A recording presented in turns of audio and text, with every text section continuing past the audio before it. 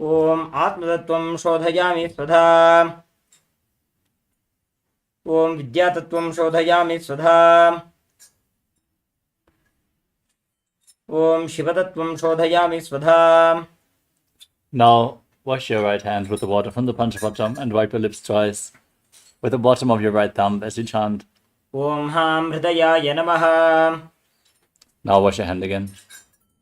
With your index, middle and ring finger joined together, touch above the upper and below the lower lip. Then wash your hand again. With your index finger and thumb, touch your right nostril, your left nostril. With the ring finger and thumb, touch the right eye, the left eye, the right ear, and the left ear. Wash your hand again. The little finger and thumb, touch your navel, your right chest, and your left chest. And with the tips of all the fingers joined together, touch the top of your head, the right shoulder, the left shoulder, and your heart center. Wash your hand once more. Now place the right hand over the left. Place them on the right thigh. Close your eyes and visualize intensely what you want to manifest in today's Nithyananda Yoga ritual. Hold the visualization as we chant the Sankalpa mantra. ॐ ममोपात्त समस्त दुरितक्षयद्वारा भगवत् श्री नित्यानंद परमशिव प्रीत्यर्थम श्री नित्यानंदेश्वरी परमशिव शक्ति समेत श्री नित्यानंदेश्वर परमशिव प्रीत्यर्थम च अद्य पूर्वोक्त एवं गुण विशेषेण विशिष्टायाम् अस्यां शुभदितौ पूर्ण आरोग्य युक्त दृढ़गात्र यौगिक शरीर सिद्ध्यर्थम परमशिव शक्त्याविष्करणार्थम नित्यानंद योगाभ्यासं करिष्ये. Wash your hand once more. Om अपौपस्पृश्य. And keep your Panchapatam and Udani aside out of harm's way.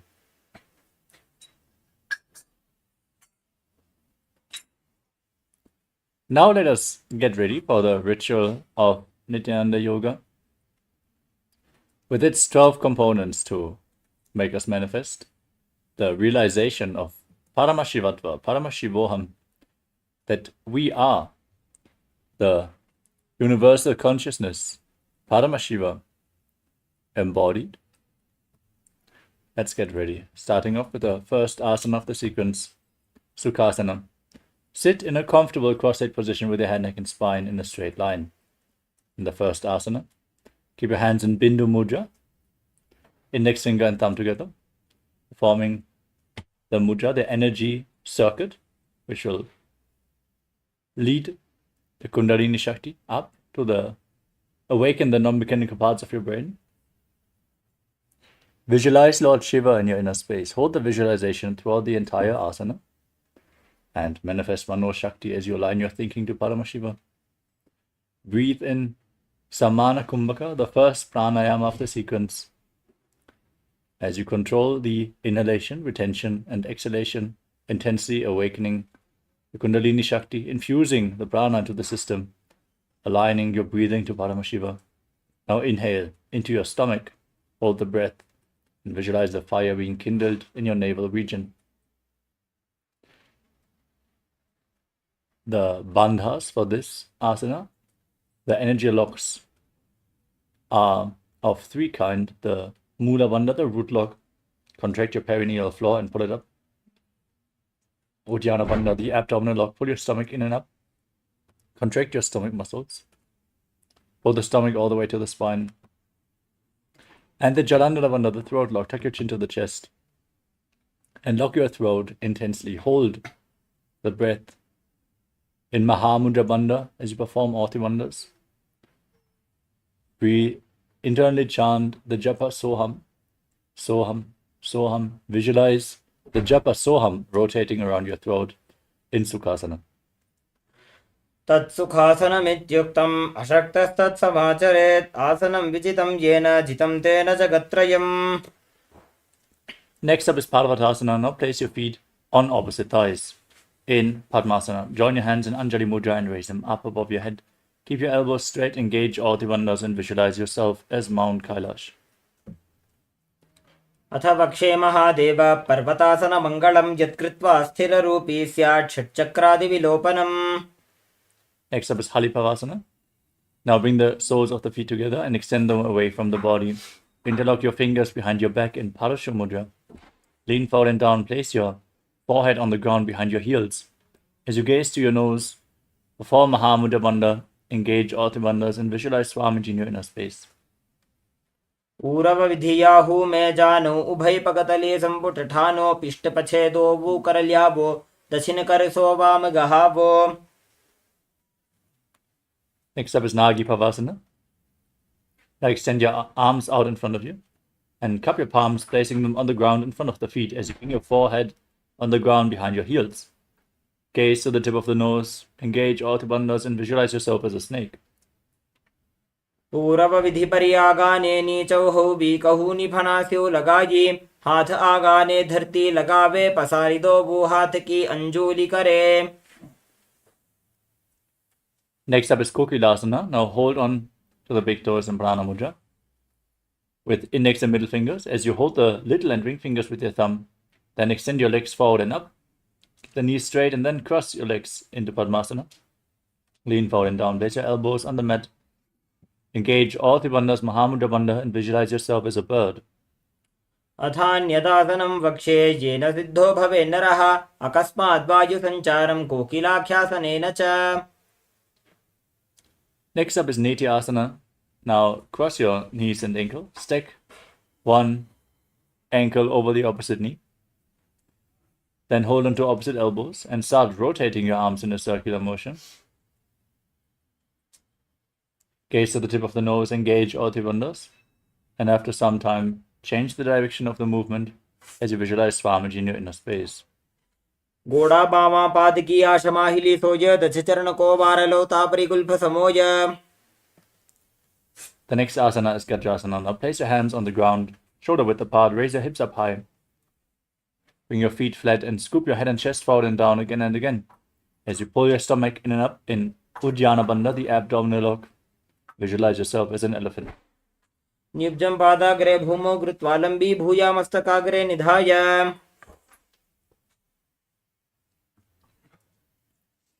Next up is Rikshasana. From the standing position. From the same position, press one heel into the ground and lift the other heel up, alternating the position again and again.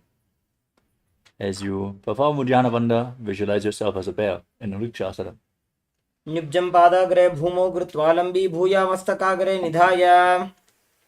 Now raise up and stand on the tips of the big toes if you can. Otherwise, stand on the tips of your toes. Bring your hands to the chest. In Hridaya Mudra, index, middle, and ring fingers join together. As you visualize Swamiji in your inner space, perform Uddiyana Bandha and Mula Bandha in Vaishyasana. केशेन पादयुगलं बद्ध्वा तिष्ठेत अधोमुखः. Next up is Urdhva Janukarana. Now stand in Arimandi position, heels together, toes pointing outwards, and your knees bent. Bring your hands to the chest and raise one knee up along the center of the body in a circular motion, following along with a respective hand.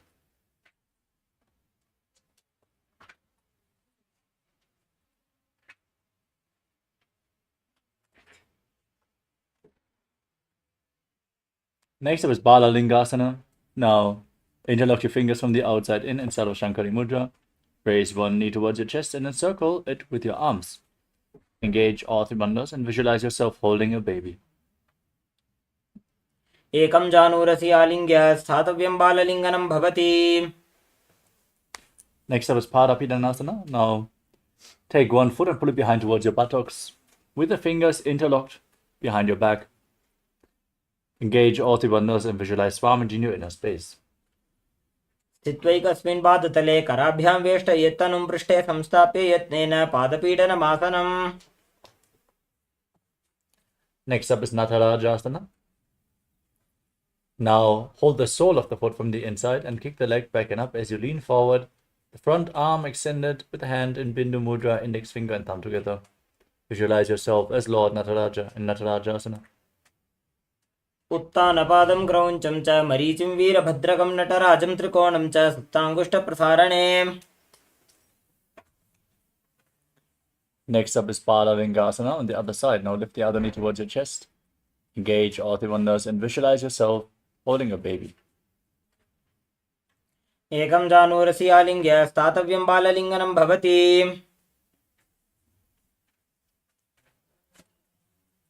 Now repeat Parapidanasana on the other side. Lift the other foot towards your buttocks and stand erect on the mat like a rod as you visualize Swamiji. स्थित्वैकस्मिन् पादतले कराभ्यां वेष्टयेत् तनुं पृष्ठे संस्थाप्य यत्नेन पादपीडनमासनम्. Now pull the foot back and up as you extend the other arm forward, hand in Bindu Mudra. Visualize yourself as Lord Nataraja in Natarajasana. उत्तानपादं क्रौञ्चं च मरीचिं वीरभद्रकं नटराजं त्रिकोणं च सुप्ताङ्गुष्ठप्रसारणे.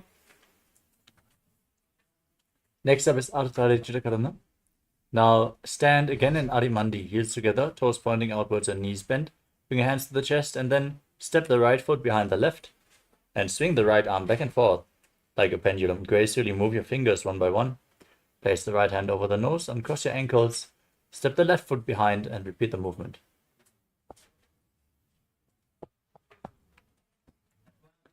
Next up is the skeleton dance. As you hold the visualization that you are a skeleton, shake your body intensely. Dance without pattern, without repetition. Dance wildly. Move all the bones in your body. There's no muscles, only bones. Bring integrity to your very bone marrow.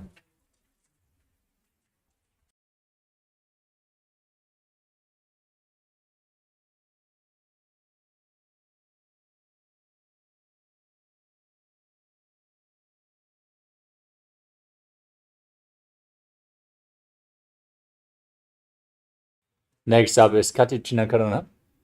From Arimandi position, cross your arms above your head and then turn your body to one side. Open up your palms, your arms above your head, cross them back to the center and repeat the movement on both sides again and again.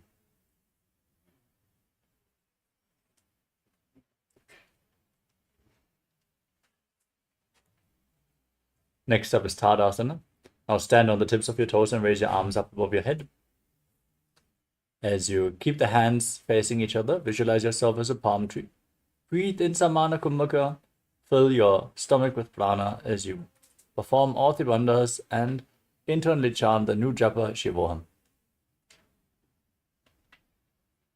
महामुद्राबद्ध कोनो ताड़ासन विभेदकान् विनोत्तानं सदा कुर्यात् अंतर्पत्नी पतिप्रिया. Now lean forward and down. Place your hands on the mat. Bring your head towards the knees as you engage all the bandhas and visualize Swamiji in Uttanasana. महामुद्राबद्ध कोनो ताड़ासन विभेदकान् विनोत्तानं सदा कुर्यात् अंतर्पत्नी पतिप्रिया. Next up is Tadakshivasana. Now place your hands on the ground, shoulder width apart. Step your feet back into a plank position. Tuck your chin to the chest and rotate your head from side to side as you visualize Swamiji in your inner space in Tadakshivasana. गजासनवस्थित्वा मस्तकं वारं वारं दक्षिणकुक्षिं सव्यकुक्षिं नयेत्. Next up is Bhujangasana. Lower your body down onto your stomach. Keep the hands by the shoulders and raise your head and chest up. By the strength of your lower back, curl your back up as you open your mouth and inhale through the hollow of your throat in Bhujangani Mudra, visualizing yourself as a cobra. अंगुष्ठनाभिपर्यन्तम् अधोभूमो विनिन्यसेत् कराभ्यां च दरां धृत्वा ऊर्ध्वशीर्षफणीवहि.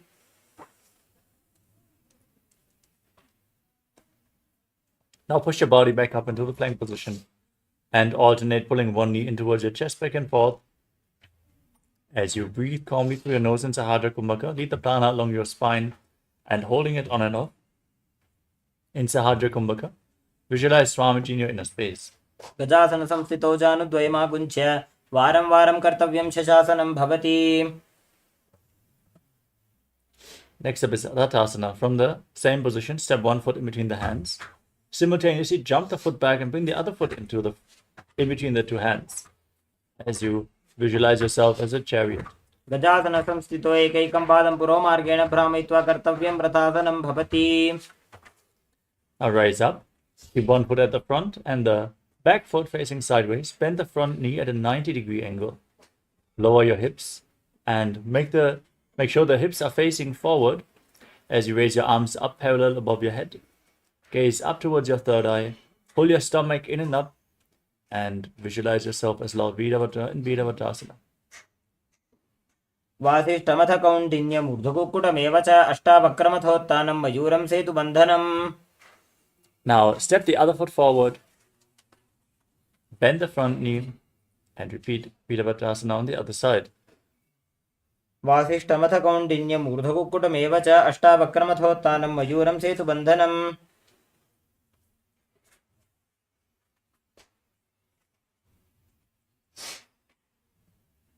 Next up is Vrikshasana, the tree posture. Now raise one foot up towards the inner opposite thigh.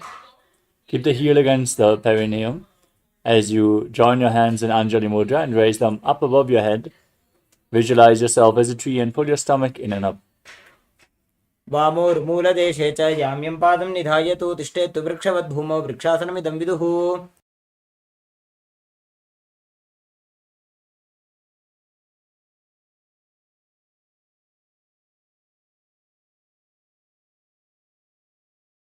The next asana is Garudasana. Now bring the raised foot onto the opposite thigh, close to the hip, as you join your hands in Namaskara Mudra in front of your chest.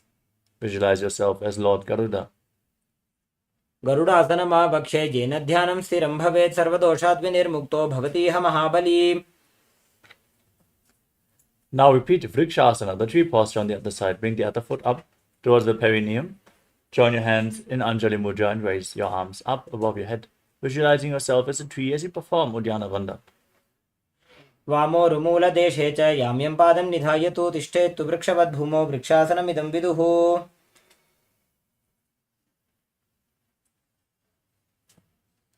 Now repeat Garudasana on the other side. Bring the raised foot onto the opposite hip. Join your hands in Namaskara Mudra and visualize yourself as Lord Garuda.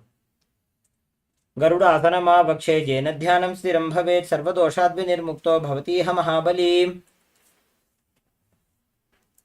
Now step one foot forward and the other foot far back with the back toes facing sideways at a 45-degree angle. Now extend your arms parallel to the ground and lower the front hand down to the foot as you raise the other arm up straight. Gaze up along the raised arm as you visualize yourself as a triangle in Trikonasana. उत्तानपादं क्रौञ्चं च मरीचिं वीरभद्रकं नटराजं त्रिकोणं च सुप्ताङ्गुष्ठप्रसारणे. Now exchange the position of your feet or rotate your body to the other side as you extend your arms parallel to the ground. Lean forward to the other side, repeating Trikonasana, the triangle posture. उत्तानपादं क्रौञ्चं च मरीचिं वीरभद्रकं नटराजं त्रिकोणं च सुप्ताङ्गुष्ठप्रसारणे.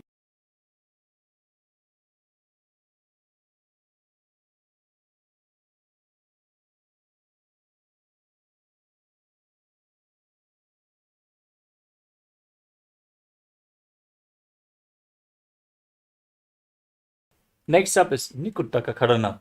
Now stand in Adimandi posture and raise one heel off the mat. Place your hands in front of the chest with the palms facing each other. Stump the ratio to the mat and exchange the position of your hands again and again.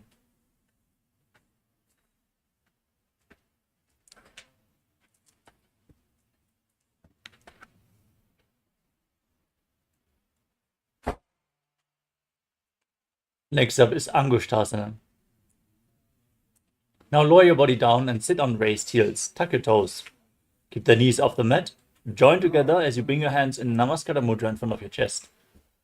Visualize Swamiji in your inner space and start breathing in Brahmari Kumbhaka. On the inhalation and exhalation, buzz like a bee as you internally chant the japa Sadashivoham in Angushtasana. कबन्धासनमित्याहुः गोरक्षासनमेव च अङ्गुष्ठमुष्टिकं ज्ञेयं ब्रह्मप्रासादितं तथा.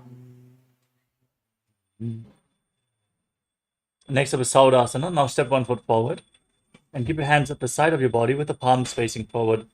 Your fingertips just touching the ground. Visualize Swamiji in your inner space in Saurasana. प्रसार्य एकं पादतलं संस्थाप्य त्वेकपादकम्. From Saurasana, lean forward and hold onto the big toe in Prana Mudra as you hold the back heel with the respective hand. Visualize Swamiji in your inner space in Vidunanasana. गुल्भस्थितो पादमेकं प्रसार्य तत्पादाग्रं संस्पृश्य तत्करेण. Next up is Saurasana on the other side. Step the front foot in Bring the other foot forward. Keep your hands at the side, palms facing forward, fingertips on the ground. प्रसार्यैकं पादतलं संस्थाप्य त्वेकपादकम्. Now lean forward and down and hold onto the big toe and the back heel in Vidunanasana on the other side. गुल्भस्थितो पादमेकं प्रसार्य तत्पादाग्रं संस्पृश्य तत्करेण.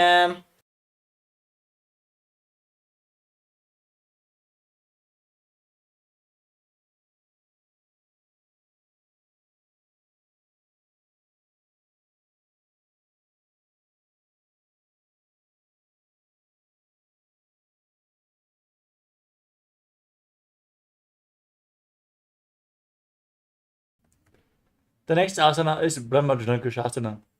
Now step both the feet in and sit on raised heels as you separate your knees. Place your hands on top with the palms facing up.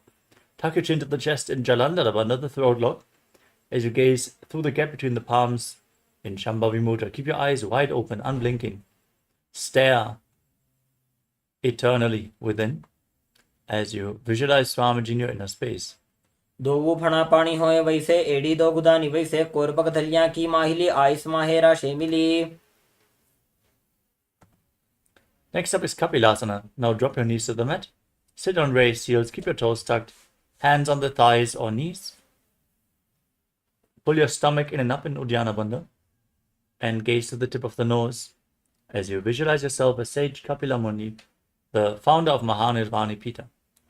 भई पकधली समटहरावे तिनको माहिली core मिलावे. Next up is Patra Gurakasana. Now maintain the same posture as in Kapilasana, but shift your gaze up towards your third eye. Visualize Swamiji in your inner space. दो पकदली संपट करे कोरवारली भूपरि धरे कोरवारली राखे ऐसे तापरे मूल द्वार डिग बैसे. Next up is Suryasana. Now raise your knees off the mat. Keep the knees separated with the soles of the feet joined together.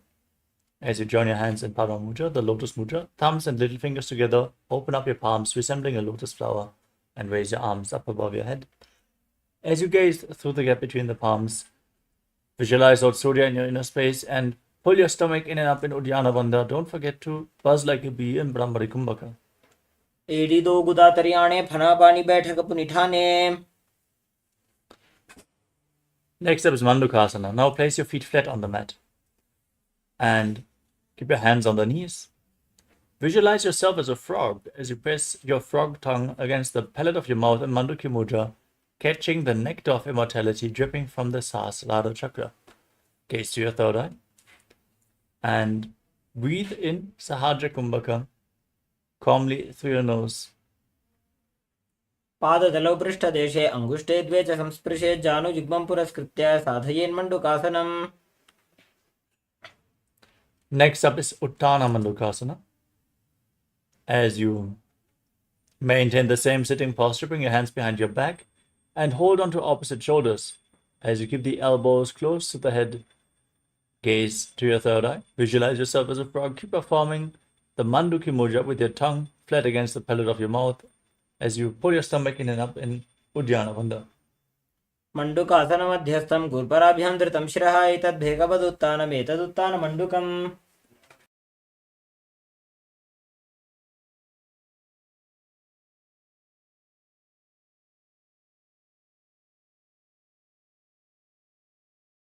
The next asana is Simhasana. As you cross your feet and sit on the heels, keep your hands on the knees, gaze to the tip of the nose and stick your tongue out as you exhale forcefully again and again, visualizing yourself as a lion in Simhasana. दक्षिणं सव्यगुल्फेण दक्षिणेन तदेतरं हस्तौ च जान्वौ संस्थाप्य स्वाङ्गुलीश्च प्रसार्य च. Next up is Padrasana. Now join the soles of the feet together behind your body with the toes pointing back and sit on your heels. Cross your arms behind your back and hold onto the big toes in Prana Mudra. As you tuck your chin to the chest, gaze to the nose, visualize Swamiji in your inner space and return to buzzing like a bee in Brahmari Kumbhaka. कुल्भौ च वृषणस्याधो व्युत्क्रमेण समाहितः पादाङ्गुष्ठौ कराभ्यां च धृत्वा च पृष्ठदेशतः. Next up is Kaka Bhushandi Asana. Now place your feet flat on the mat and keep your knees raised as you bring your arms in and around the raised knees and interlock your hands behind your back. Gaze to your nose and visualize yourself as a crow. प्रथमे वेसक उकडठाने दोवू हाथ पगमी च आने.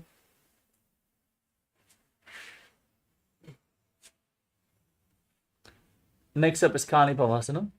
Now place your hands flat on the ground, shoulder width apart, bring your knees onto your arms towards your armpits. As you lean forward, find balance and lift your body off the ground. Visualize Swamiji in your inner space. आसन को गुण आशीदुष्टा होई तो आछी होई. Next up is Kapali Asana. Now place your head on the mat, forming a triangle between your hands and your head. Bring your knees onto your arms, hips above the shoulders, and then straighten your legs up. Please consult your doctor if you have any medical condition that would prevent you from performing this asana. Gaze to the tip of the nose and visualize Swamiji in your inner space in Kapali Asana. शीश शीशा धरती टेकी पगदो मिलिबा ऊंचा कुकरे. Gently lower your body down and place your hands on the mat from a squatting position. As you rotate your body, align your knee and your hip with your elbows. Lean forward and lift your body off the ground, extending your arms out to the side. Balance on your arms as you gaze to your third eye. Visualize yourself as a peacock and breathe in Rechakakumbhaka, exhaling all the way and holding your breath in Parshvamayurasana. मयूरं दण्डवत् कुर्यान् मायूरं दण्डनामकम्. Now twist your body to the other side. Repeat Parshvamayurasana in the opposite direction. मयूरं दण्डवत् कुर्यान् मायूरं दण्डनामकम्.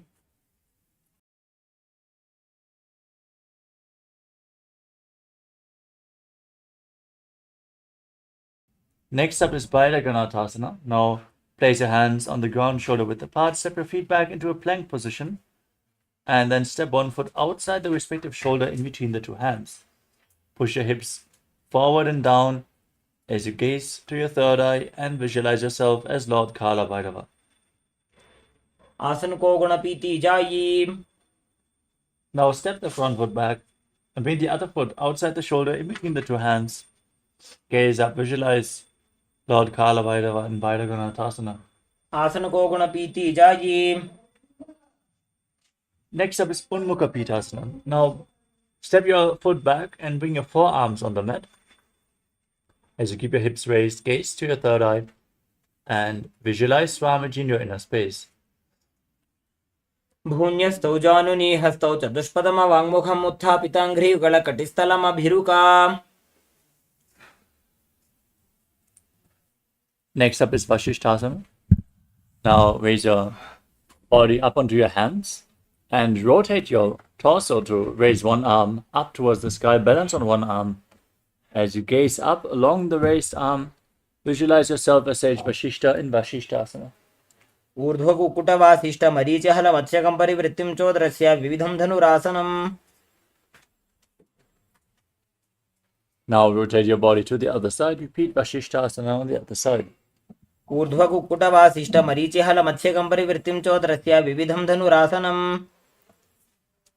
Now jump your feet forward and sit in a position with your legs extended forward.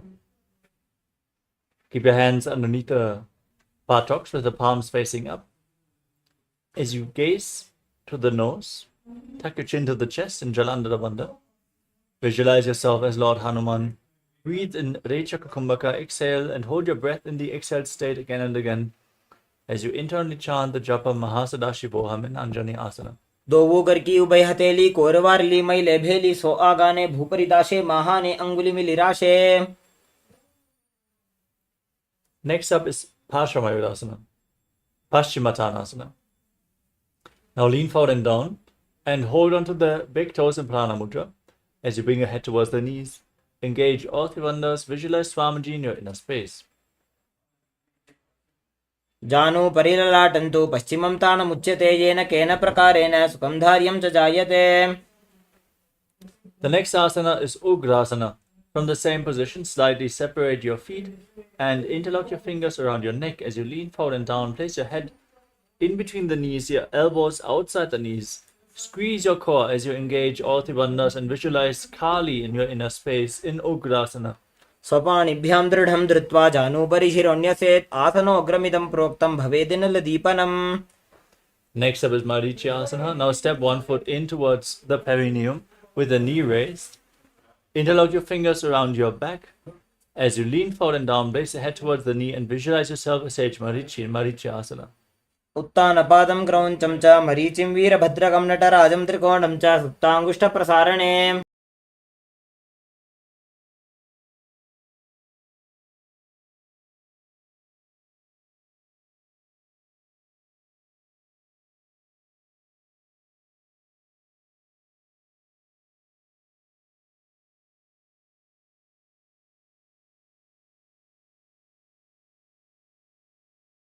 Now drop the raised knee to the ground and keep the heel against the perineum.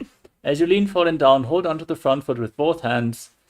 Gaze to the nose. Visualize Swamiji. Perform all three bandhas Mahamudra Bandha in Mahamudrasana. महामुद्रां प्रवक्ष्यामि तन्त्रेऽस्मिन् मम वल्लभे यां प्राप्य सिद्धासिद्धिं च कपिलाद्याः पुरागताः. Now exchange the position of your feet. Raise the other knee with the heel against the perineum. Interlock your fingers behind your back as you lean forward and down. Visualize yourself as Sage Marichi and Marichasana. उत्तानपादं क्रौञ्चं च मरीचिं वीरभद्रकं नटराजं त्रिकोणं च सुप्ताङ्गुष्ठप्रसारणे. Now drop the raise into the side and lean forward and down. Engage all three bandhas in Mahamudrasana on the other side. महामुद्रां प्रवक्ष्यामि तन्त्रेऽस्मिन् मम वल्लभे यां प्राप्य सिद्धासिद्धिं च कपिलाद्याः पुरागताः. The next asana is Bhadrasana 2. Now join the soles of your feet together. Hold onto the feet with both fingers, with the fingers of both hands interlocked. Push your knees to the mat by the strength of your groin. Gaze to your third eye and visualize Swamiji in your inner space. गुल्भौ तु वृषणस्यादः सीवन्त्याः पार्श्वयोः क्षिपेत्. Next up is Gvalipavasana. Now extend your feet away from the body with the soles together, hands on the respective knees. Gaze to the nose and visualize Swamiji in your inner space as you tuck your chin to the chest and Chalandra Bandha. पूरव चरपट चौक कख्यो सोजी वाही विधि जो कीजे sooji. Next up is Joni Asana. As you bring your feet back in towards your perineum, separate your feet, hold onto the soles of the feet and lean forward and down. Place your chin on the toes, gaze to your nose and visualize the Yoni Mandala, the visual representation of Devi Paramashiva Shakti in Joni Asana. दोवु पकदली संपुट करे AD made के ढिंग धरे अर्धहात को अंतरराशे लीलाट पकदलियां परदाशे. Next up is Midaki Pavasana. Now extend your feet away from the body and separate your toes as you keep your heels together. Extend your arms out to the side and lean forward and down. Place your forehead on the ground behind the heels.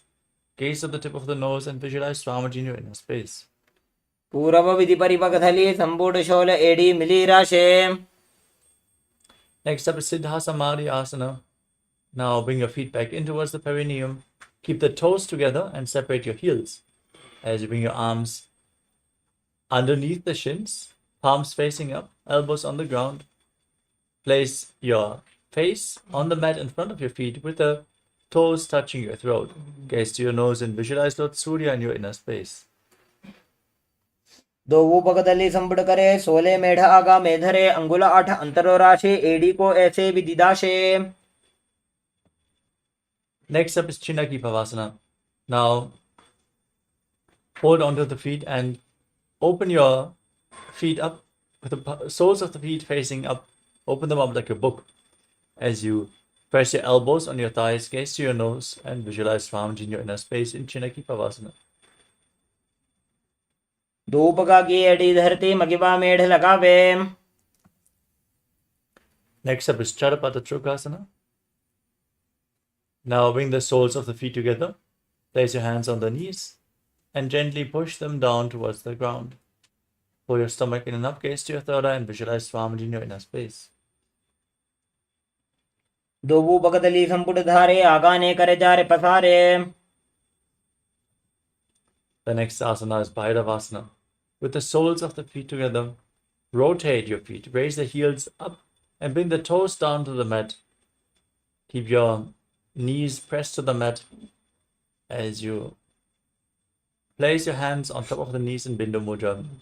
Index fingers and thumbs together, gaze to your third eye, pull your stomach in and up, and visualize yourself as Lord Kala Bhairava in Bhairavasana.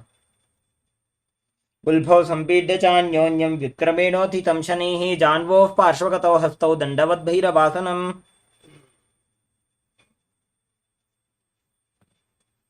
Next up is Samanasana. Now keep one heel against the perineum and hold the other foot with both hands, pulling the sole of the foot against your chest. Gaze to your third eye and visualize Swamiji in your inner space as you hold your breath. समानासनमावक्षे सिद्धमन्त्रादिसाधनात्. Now raise the leg over top of your shoulder and extend the opposite leg forward. Keep your hands at the side for balance. Gaze to your third eye and visualize Swamiji in Apanasana. केवलं पादमेकं च स्कन्धे चारोऽपि यत्ततः. Next up is Samanasana. On the other side, now bring the other heel against the perineum and lift the opposite foot against your chest. Gaze up and visualize Swamiji. समानासनमावक्षे सिद्धमन्त्रादिसाधनात्.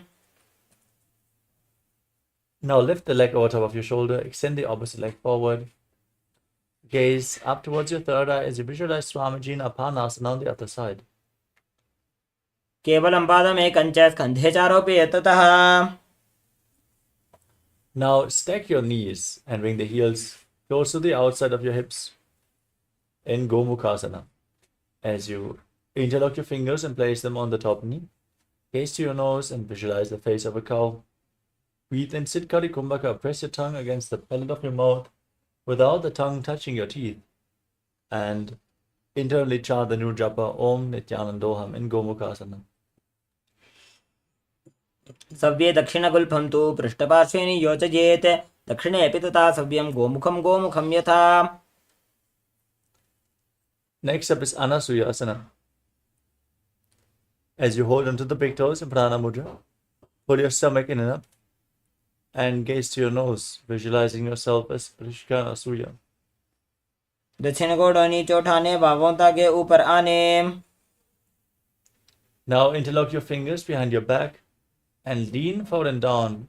Gaze to the nose as you try to place the nose on the mat. Visualize yourself as Rishika Anasuya in Anasuyasana too. जीवना गोदा की संधि, उपरिड़ा बागोड़ा की संधि. Next up is Garudasana too. Now keep one heel against the perineum and the other foot flat on the ground with the knee raised against your chest. Visualize yourself as Lord Garuda as you gaze to the tip of the nose. जीवना गोदा की संधि, उपरिड़ा बागोड़ा की संधि. Next up is Narudasana. From the same position, now raise your perineum onto the heel. Interlock your fingers around your neck and twist your elbows outside the raised knee. As you gaze to your third eye, visualize yourself as Sage Narada. पिष्ठ जो वाम पगदली केरी, भूपरिता ही लगा वे फेरी. Next up is Matsya Pitakasana. Now place the left foot onto the right thigh and keep the right knee raised and hold onto the shin and the big toe of the right leg. Gaze to your nose and visualize Matsya, the fish avatar of Lord Vishnu in Matsya Pitakasana. वामेन वामाङ्गुष्ठं तु गृहीतं मत्स्यपीठकम्. Keep breathing and Siddhkari Kumbhaka, hissing through your teeth as you repeat Gomukhasana on the other side. Stack your knees, heels outside the hips. As you bring your hands on the top knee, visualize the face of a cow. सव्ये दक्षिणगुल्फं तु पृष्ठपार्श्वे नियोजयेत्. Now hold onto the big toes in Prana Mudra. Gaze to your nose, pull your stomach in and up and visualize yourself as Rishika Anasuya in Anasuyasana. दक्षिण गोड़ नीचे उठाने, बाहों ताके ऊपर आने. Interlock your fingers behind and lean forward and down as you gaze to the nose in Anasuyasana too. जीमणा गोदा की संधि उपरिडा वागोड़ा की संधि. Next up is Garudasana 2 on the other side. Now raise the opposite knee towards your chest. With the other heel against your perineum, hands on the knees, gaze to the nose, and visualize yourself as Lord Garuda. डाबो पग मोड़ी AD माहिला गुल्फा मूल द्वारिणी चैदे.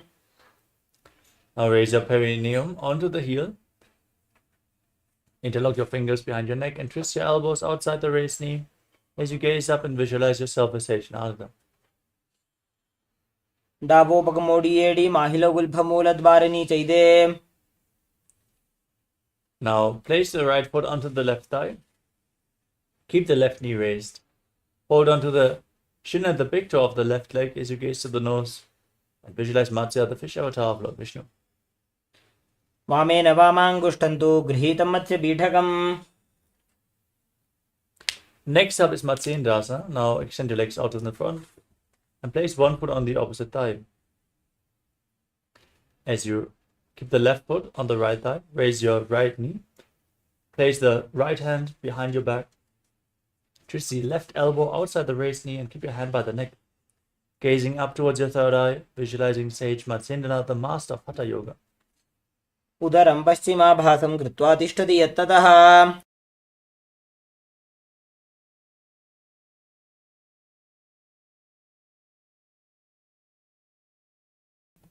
Next up is Kubhasana. Now extend your front arm down towards the foot, holding onto the big toe in Prana Mudra as you place the back hand on the respective ear. Gaze up and visualize yourself as a camel. आसन को गुण झोलो जाए.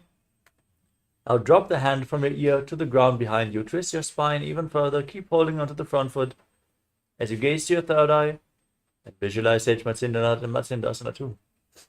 मत्स्येन्द्रपीठं जठर प्रदीप्तिं प्रचण्ड रुक्मण्डल खण्डनास्त्रम्. Now extend your legs out and place the right foot on the left thigh. As you keep the left knee raised, twist your elbow around the raised knee and keep it by the neck in Matsendrasana on the other side. उदरं पश्चिमाभासं कृत्वा तिष्ठति यत्ततः. Extend the front arm to the foot, hold the back ear, gaze to your third eye and visualize a camel in Kubhasana on the other side. आसन को गुण झोलो जाए. Next up is Matsendrasana 2. Now place the hand from the ear to the ground behind you. Gaze to your third eye and visualize Sage Matsendranath. मत्स्येन्द्रपीठं जठर प्रदीप्तिं Prachanda रुक्मण्डल खण्डनास्त्रम्. Now bring the other foot on top of the opposite thigh as well. Keep your legs in Padmasana, the lotus posture. Gaze to your nose as you keep your hands on the knees. Engage all the bandhas, Mahamudra Bandha, and visualize yourself as Lord Shiva in Padmasana. Breathing in Siddhali Kumbhaka, pressing your tongue against the teeth and hissing through the teeth as you inhale, and internally chanting Om Nithyananda Mahasudashivoham. आसनं द्विविधं प्रोक्तं पद्मं वज्रासनं तथा. Now maintain the posture but cross your hands in front of your body, holding onto the big toes in Prana Mudra. As you gaze to the nose and visualize yourself as Goddess Parvati, the consort of Lord Shiva. उत्तानौ चरणौ कृत्वा ऊरू संस्थौ प्रयत्नतः.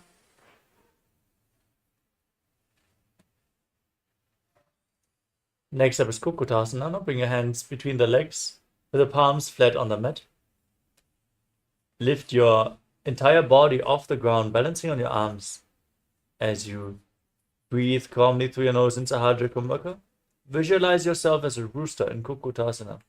पद्मासनं संस्थाप्य नान्बोरौरन्तरे करौ. Next up is Baddha Keki Asana. Now rise up onto your knees with your legs still in Padmasana. Bring your hands on the mat, fingers pointing towards your body. Bend your elbows, bring them towards your navel. As you rest your body on the elbows, raise your legs up and balance, visualizing Swamiji in your inner space. धरामोष्टभिकरद्वयेन तत्पूर्वपरि स्थापितानाभिपार्श्वः. Now extend your legs back into Mayurasana. With your elbows against the navel, lean forward, find balance, and lift your legs off the ground. as you visualize yourself as a peacock in Mayurasana. अथ पक्षे Mahadev पर्वतासनमङ्गलम्. Now place your forehead on the ground, interlock your fingers around your neck, and place your feet on the mat with the toes pointed to the side, the heels on the ground, as you visualize yourself as a crocodile in Makarasana. अध्यासचेते हृदयं निधाय भूमौ च पादौ च प्रसार्यमानो. Now keep your hands at the side of your shoulders and raise your legs off the mat. Engage your lower back intensely as you hold this position, visualizing yourself as a locust in Shalabhasana. अध्यासचेते करयुग्मपक्षो भूमिमवष्टभ्य करयोस्तलाभ्याम्.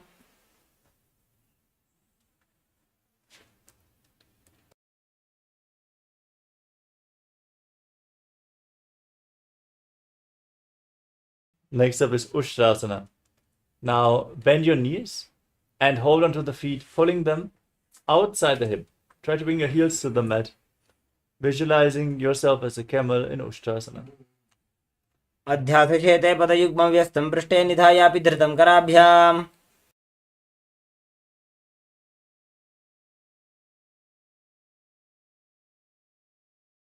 Next up is Dhanurasana. Now hold onto the feet and kick your legs back and up as you raise your head and chest as well. Gaze up towards your third eye as you visualize yourself as Pinaka, Lord Shiva's bow in Dhanurasana. प्रसार्य पादौ भुजदण्डरूपौ करौ च पृष्ठे धृतपादयुग्मम्. Next up is Bhagasana. Come to a kneeling posture. Place your heels outside the hips and the toes touching behind. Sit between the heels. As you keep your hands on the knees, gaze to your third eye and visualize Swamiji in your inner space. Internally chant Om Nithyananda Paramashivoham and calmly breathe through your nose. उल्टा मोड़ी पाव दो वैसे बहुरो जुगति करे एक ऐसे. Next up is Gohi Asana. Let us get ready for another inverted posture. Set yourself up in front of a wall if needed. Now place your forearms on the ground, elbows shoulder width apart. Interlock your fingers, place your head on the mat and support it with your hands.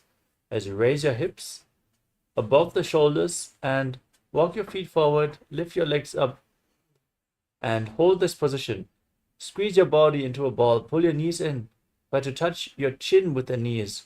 Roll your body up and gaze to the nose, visualizing Swamiji in Gohi Asana. दो हाथ की कहुनी चौजी पुनः कलाई जाने दोई. Now straighten your legs up. Point the toes to the sky as you gaze at the nose and visualize Swamiji in Shirshasana. विपरीतं मण्डलं च द्विधैव विदितं हिनः. Now gently lower your body down. Keep your legs extended forward as you come to a seated position. And get ready for a sequence of rapid exhalation in Vastrika Kumbhaka. Contract your abdomen and again push the air out without inhaling. As you place your hands behind your calves and raise your legs up vertically. Raise them as straight as possible as you visualize Swamiji in Bodhi Asana. दो हाथ पग बाहर आने घोड़ा तरे काकसी ठाने. Now bring your hands behind your back. Hold on to opposite shoulders as you raise your legs. Gaze to your third eye and visualize yourself as a mace in Padikahasana. उत्तानशयनं कृत्वा पादौ मिलित्वा प्रसार्य. Now extend your arms out parallel to the ground. Gaze to the nose and visualize yourself as a boat in Naukasana. उत्तानशयनं कुर्पराभ्यां भूमिं वष्टभ्य. Now bring your hands between the legs. Scoop them underneath the feet and pull your feet against your chest as you gaze to the nose and visualize yourself as Lord Rudra in Rudrasana. पगतली संपूट करी हाथस्य पग ऊंचाई. Now breathe calmly. As you place your feet flat, lay on your back with the knees raised. Bring your hands just behind the heels, palms facing down, and push your hips up. Contract the perineal floor and tuck your chin to the chest. Breathe in Murja Kumbhaka. Contain the air. Push against your throat lock. Lead the prana up your spine as you gaze to the nose and visualize Swamiji in Unmukha Pitasana too. ऊर्ध्वे च जानुनी कृत्वा शवित्वोर्ध्वमुखं तथा उत्थाप्य हस्तौ तिष्ठेत्तु पीठ उन्मुख नामके. Now lower your body down onto your back. Your hands at the side of your body, palms facing up. Pull the Kundalini Shakti up along your spine from the Muladhara to the Sahasrara Chakra in Shakti Chala Mudra as you completely unclutch from any internal or external movements. In Shivasana, visualize that your body is dead and Swamiji, the Supreme Pontiff of Hinduism, is liberating you as you internally chant Om Nithyananda Paramashivoham in Shivasana. उत्तानं शववद्भूमौ शयनं तु शवासनं शवासनं श्रान्तिहरं चित्तविश्रान्तिकारकम्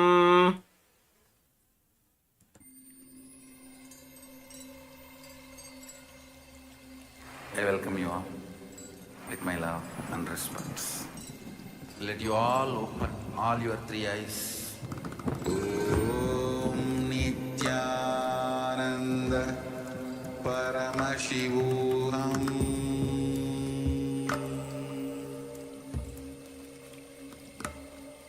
Om Nithyananda Paramashivoham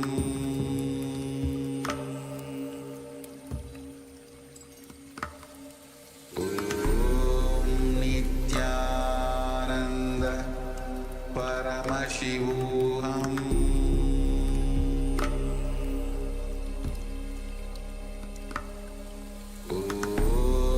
Nithyananda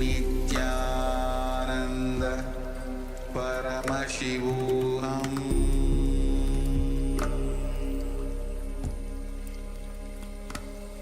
Om Nithyananda Paramashivoham Paramashivoham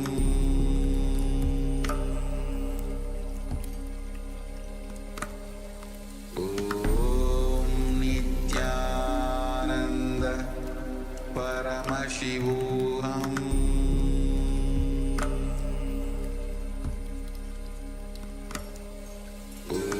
Om Nithyananda Paramashivoham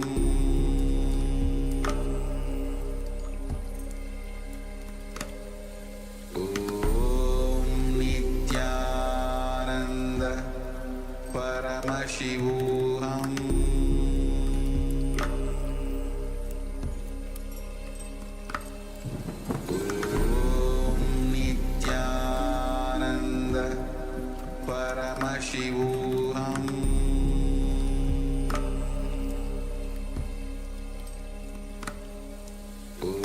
Om Nithyananda Paramashivoham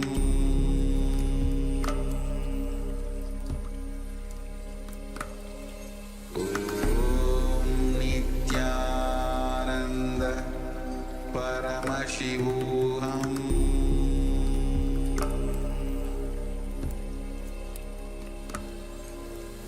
Om Nithyananda Paramashivoham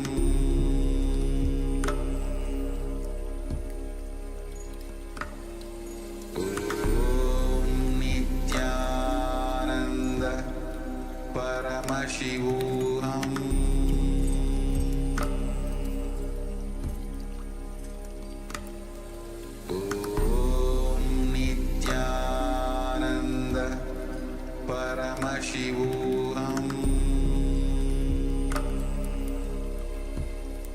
Paramashivoham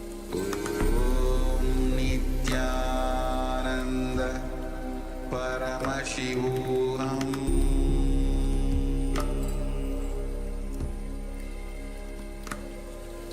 Om Nithyananda Paramashivoham